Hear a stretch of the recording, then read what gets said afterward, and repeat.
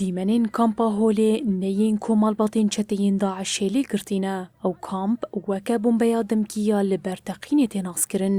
دەربارەی مەترسیە کامپا هۆلێدا وەزارەتە کاری دەرڤەیە ئەمریکایê راپۆرێک بەلاف کرد û هێشیاری دا.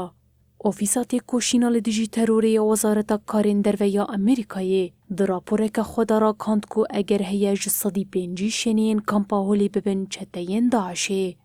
Li gorî raporê ew zarokên ku temenên wan di jêr 12 saliyê de ne, eger heye ku tev bibin çeteyên Daişê. Rapor diyar dike ku kampa holê pir metirsîdar e û ew li heya tevahî welatan dixe metirsiyê. Herwiha aşkere dike nêzîkî 9,000 çeteyên Daişê di girtîgehên rêveberiya xwe ser de ne û ji welatên wan daxwaz kir ku Daişiyên xwe vegerînin. Tevî ku Amerîka metirsiyên kampa holê radixe ber çavan, lê heta niha ne wê û ne jî tu welatên din gavên pratîkî neavêtine.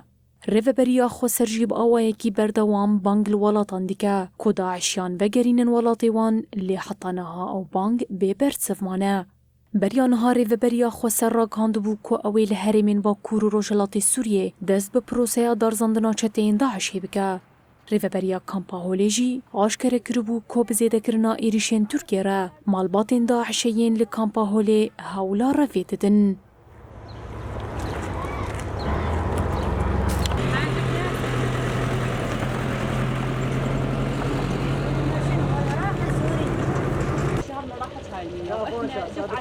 احنا الدفعه الثانيه مكملين مصورين محققين مجهزين اوراقنا.